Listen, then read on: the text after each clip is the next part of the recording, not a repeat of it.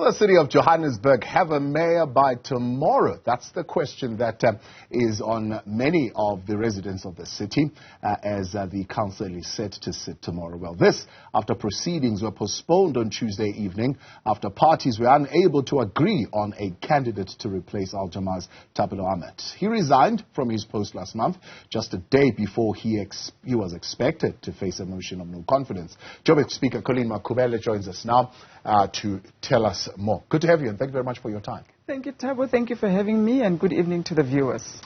Many of the people of the city are asking, when are you guys going to stop playing political games and actually elect a mayor? Because, I mean, I'm sure you're well aware. It's costing us money for you to hold these council meetings and nothing happens. Yeah, certainly. I think it's the same concern that I have as a speaker, as a head of legislature, to say we can't keep on having meetings that do not address the business of the day, they don't bear fruit.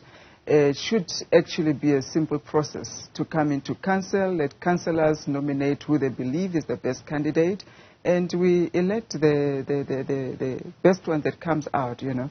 But it's politics. It's not as simple as we would like it to be. And we felt on Tuesday, with all the caucus breaks that were being asked and parties displaying unreadiness and, you know, walking in and out of council and, you know, break after break, we started council at 10. By after 5, we still had not started with just that one agenda item. Yeah. And it became clear that we'll just be disrupted until late. And I had to make a call as a speaker to say what is in the best interest of the citizens and also the councillors. Yeah. Let them go back, let them have 2 days, all the parties, go and reflect, go and think, go and lobby, go and caucus, whatever you need to do. Tomorrow, I'm expecting better results. I'm expecting councillors to come ready. We have spoken to the whips of all the different parties. I've been assured that they've had time to talk to one another, to caucus and do what they need to do. And we should be able to elect an executive mayor tomorrow morning. So I quickly had a peruse through the standing orders and the rules, but it was a quick browse through. So I couldn't find this thing of caucuses. I thought, because other people are saying, clearly, you've got some powers that you could have exercised, but because you are in the ANC, EFF, and minority camp, you chose not to exercise those powers, but instead you chose to adjourn. What are the rules? In fact, to the contrary, those are the powers that I have as a speaker, to call a council meeting and to adjourn it when I feel that it is not achieving what it was called for. There are many reasons you can adjourn it, and one of them is that, you know, it's very important that councillors must be ready and able to perform the business of the day and mentally engaged in what they need to do. The last thing you want is to force a council meeting that will finish around 12 and we end up with a mayor that is not desirable because we just want to tick that box. Yeah. So that is part of my powers. And any party can request for a caucus break at any point in council. And they have to be granted that space to go and caucus so that they are able to make the decisions that are required. Remember, we are dealing with very complex and serious decisions that cannot be taken light. They affect the lives of people, they affect service delivery, they affect many things in the workings of the city. And it's upon me to exercise judgment call and have the discernment to see whether are we still operating effectively or we are at a point where we really need to now break. It's like a referee in a match, in a boxing match. You have to make a judgment to say this person feels they can still box, but they are finished. And at that point, you stop the match. But here's the problem. The problem is that it seems you are the referee and the player. Because apparently your name, that of Gwananda and that of Margaret Arnolds, are the names that are in contention here as far as who's going to be the mayor. So you've got almost a vested interest. I mean, are you standing? Have you made yourself available for mayorship? Look, Thabo, every councillor there is vested in the affairs of council, and any councillor can become the mayor, you know, if, of course, they are nominated. Remember, we came into council, especially some of us who were leaders of our political parties, contesting to be the mayor of the city of Johannesburg. No one contests to be a speaker. No one contests to be a chief whip or a chairperson of a portfolio. We come there contesting to be the mayor of the city of Joburg, or a ward councillor if you're a ward councillor. Yeah. So any of those maybe 20, 25 councillors are eligible to be mayor. And within our caucus in the government of local unity, yes, the minorities felt that I could do the job. I fitted the profile and looked at my qualifications, skills and experience, and they had put my name in the hat as well. Ultimately, in our agreement in the local government of local unity coalition, it is the ANC that will choose ultimately who becomes the mayor. And right now we are waiting for them to make that pronouncement to say out of the minority candidates that are there, and perhaps even those that have been presented, who do they feel, would carry out the mandate, and whatever criteria that they're applying, and they will then let us know. So we are just waiting for that process. Yeah.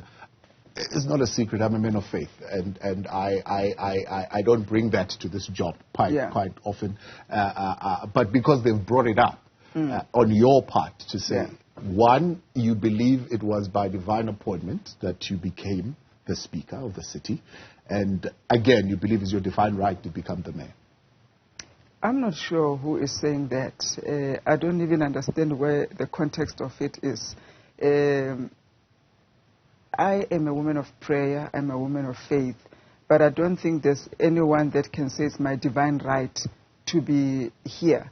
Even if I believe it's my divine right to be a president, if I'm not qualified, if I have not educated myself, I don't have the right experience, the right interpersonal skills, if I can't express myself, it's a pipe dream. There's a saying in my language, God can only help those who help themselves. And if God finds me ready, He will help me to become what I need to become. There's no one who has a divine right. We can only pray for God's intervention in any situation. Were you unhappy with the appointment of Thapelo Ahmed? No, we supported the appointment of Thapelo Ahmed. Of course, the ANC decided to choose Thapelo Ahmed. And as a coalition, we were quite supportive and happy with him to be there. And we had hoped that he will take us through up until the end of term. And unfortunately, it didn't work out as we had imagined. So, yeah, but he had our full backing, and we worked very well with him. Yeah. Putting your other hat, of course, as just a politician in a minority party at this particular point, and not just a speaker, the ANC's NEC coming up with conditions or a framework, so to speak, for the party participating in coalition governments, and part of what they are suggesting there in their paper is that it's not workable that a party of just 2 seats should be the party that takes up the executive leadership of a council, which others are saying it's part of the reason why you had to have a 3-hour break at some point, because the ANC councillors were refusing to toe the party line on who should be a mayor, because they were citing this particular framework to say, well, we can't agree with this because the framework says this. What is your view as Look, a minority party? I think... sometimes it's dangerous to copy and paste things that other countries are doing without understanding the context and the dynamics within which they operate, and the diversity and the dynamics that we find ourselves in South Africa. When you look at countries like Sweden that have been quoted in that framework, it's almost it's not as diverse as what we are here in South Africa. It's maybe 1 or 2 parties, that contest, and the one that gets the majority gets to decide on the coalition, etc. In my honest opinion, I think they are missing the point, because we have seen, even in many situations in council or even in parliament, some of these politics that we play, in this country, they don't filter through the best of the candidates in the highest position.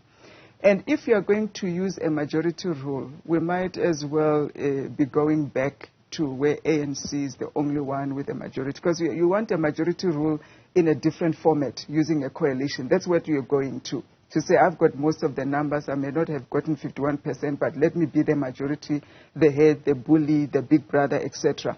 What if Colleen has the best skills to lead and she's from a one-seater party? Are we just going to take somebody who is lesser or inferior because their party happened to get, 50 numbers? We have independent candidates as well. It's a legislation that was approved as well in the country. Yeah. And some of the best minds are going to be competing, perhaps, and they may end up with seats. Yeah. And if that person is fit to sit as a president or a premier, you are telling me because they've got a 1 seat or 2 seats in council, they cannot be given that opportunity. I think we have to think differently. And it's part of the conversations that we're having to say, once we sit in council in a legislature, I would say the T-shirts that we wear must be set aside. Like any normal company that wants to hire the best of the CEOs, they will say, give us your CVs, give us your experiences, let us see who is best to take us forward. Not to say because your party has most numbers, whether you can or not, or you can talk, you can express, you have managerial skills, technical skills, whatever, just because you happen to be from a party that has gotten the most numbers for whatever reason. Right. So it becomes, I think, a self-defeating framework, if not checked and balanced. And when you look at even now, I don't believe we are in this stalemate because there's a one-seater party and all of that. I believe we're in a stalemate because over and above what we should be looking at, we have not defined what is the criteria that must be used to say this is the best candidate to hold this position. So you might be the best candidate, you might be the best mind, you might probably have the best capability. I forget the word that they're using, but I mean, the word implies that you just become a stooge, pretty much, of the majority party. So you might be there with the capability and the mind, but when they put you there as a one-seater councillor, you actually are at their mercy. I'm a speaker at the City of Johannesburg. I'm not at the mercy of anybody. I'm able to make decisions. Of course, we consult. We're in a coalition.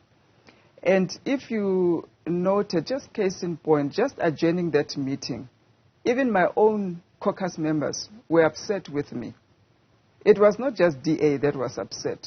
I had my own coalition partners that were saying, but why did you do that? But they have to understand that at some point, when I'm a captain of this ship or this aircraft, my first priority is safe landing for everybody. I don't care whether, once we're in the air, I don't care whether you've got your grandmother waiting for you at the airport or you've got Obama waiting for you. If the wind is boisterous and I can't make a safe landing, I must make a judgment call to turn back. We're going to hold the pattern until we are ready to land. And that has to be the thought, because whether you have voted for me to put me there in power or not, you will never lead me into a ditch when I can see that we're going to crash there. I have the responsibility, first and foremost, to protect you, to protect myself, and to protect the residents that we are serving. So it's important to, and I'm not saying what you've said does not happen. Yeah. It does, because people forget that I'm not there. I'm not sitting here because of purely the ANC, etc. I'm sitting here because I had to filter through some certain process even within my party to be qualified to sit where I sit. And in a coalition, I'll consult. But when I'm in a position of responsibility, I have the obligation to ensure that I lead that organization in the best direction, providing that leadership, etc. And if it's going in the wrong direction, I will not agree with that. I must be able to say no. Otherwise, indeed, you're a stooge. And I urge even all the minority parties that are being put in leadership, if you are not fit for that leadership position, rather decline it. But if you feel you are fit and you can lead and you can take decisions, you have the judgment call, managerials, you may not have all the skills, you'll borrow skills from other people, but at least leadership, vision and focus, then exercise that right. Take those decisions that need to be made. Not everybody is going to be happy with you. They're not all going to celebrate you, but show leadership. Showing leadership, taking decisions. You're facing a court matter at this particular point around your, they said, interference in the Tshwane matter and the removing of the guy who's supposed to be mayor. Then you wrote a letter, and your party says, no, it's not a letter from a party, it's a letter from an individual council. Do you regret that decision? No, that was not a Colleen decision. That was a decision that was taken by the province, and our provincial chairperson has continuously expressed that. My role as the IEC representative for COPE is to execute the decisions that come from the province. The province decided that this individual that was there is not fit for purpose. Number one, we don't even know where his membership is. Number two, there's a criminal record that he has no answers to. He was asked to provide an affidavit to clear his name. He could not do that. And the party therefore decided he is not fit. And he is not the one that, even if you are number two on the list, at the time of, him being put in there, etc., some of the controls maybe were overlooked. But now we've become wiser post what has happened. Everybody's undergoing the vetting. And he refused to subject himself to that vetting process. And the party made a decision to remove him. And I have to execute that decision with the IEC. So I've seen the court papers. Truly somebody who does not even understand what the constitution of the party is, what it is, who makes the decision, etc. I am the COPE representative in the IEC, and once the decision has been made, communicated to me, I have a duty to execute that. So he is really suing the wrong person. I know he's suing myself and the president of the party. Yeah. And you ask yourself, if you're not happy with the party, why not ship out? I mean, what do you want to achieve by suing the president of the party, forcing yourself for... Because it's his constitutional right that you have violated. Well, it's the constitution that belongs to COPE, and the president is the custodian of that constitution. And you have been clearly shown that you did not comply with the constitution. You did not even subject yourself to the vetting process. So if you don't want to comply with the party processes, but you want to force yourself to represent the party, who are you representing?